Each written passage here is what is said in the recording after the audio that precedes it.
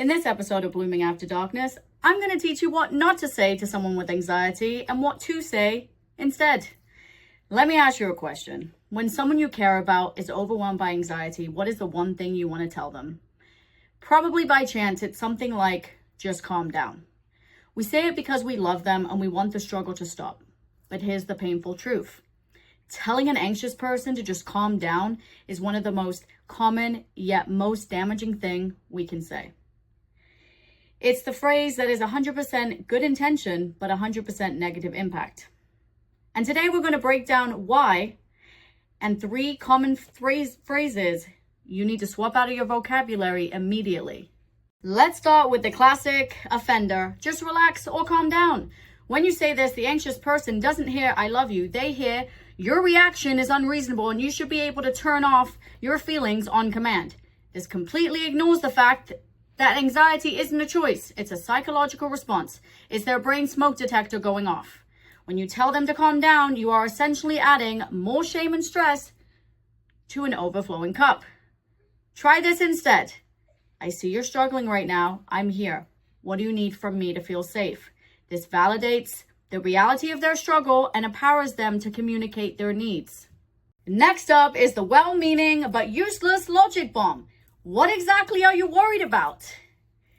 All the minimizing, that's not a big deal. You're trying to inject reality and rationality, right? But anxiety is not logical. It bypasses the rational brain and fires up the emotional center.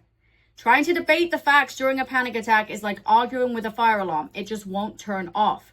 The impact is devastating. It suggests that their feelings are directly tied to the size of the problem, not the feeling itself. It makes them feel foolish for struggling. Try this instead. I see how overwhelming this feels. I'm right here beside you. Let's focus on your breath for 30 seconds. You can even sit there and do it with them. Focus on co-regulating their nervous system, not solving the imaginary problem. Next up, the comparison. I get anxious too. Our final phrase is the one we use to try and connect. I get anxious too. I just don't let it stop me.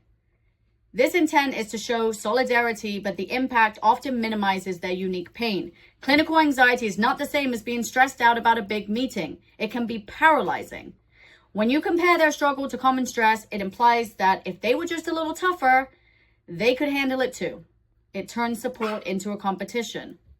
Try saying this instead. Thank you for trusting me with this. What is one practical thing I can take off your plate for the next hour? This is action over comparison. Remember, you don't have to fix the anxiety, but you can choose to validate the person. The greatest gift you can give anyone that's suffering with anxiety is your non-judgmental presence. When we swap out unhelpful phrases for validating ones, we often create a safe space for them to breathe and eventually to heal.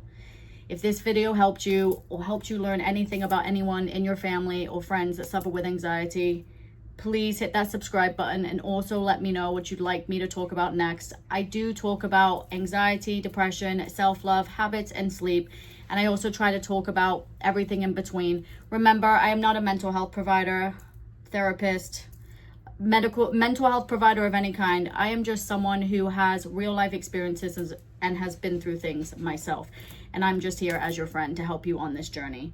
So please let me know in the comments what you would like to hear from me next. Take care, keep going, and just know how strong you truly are.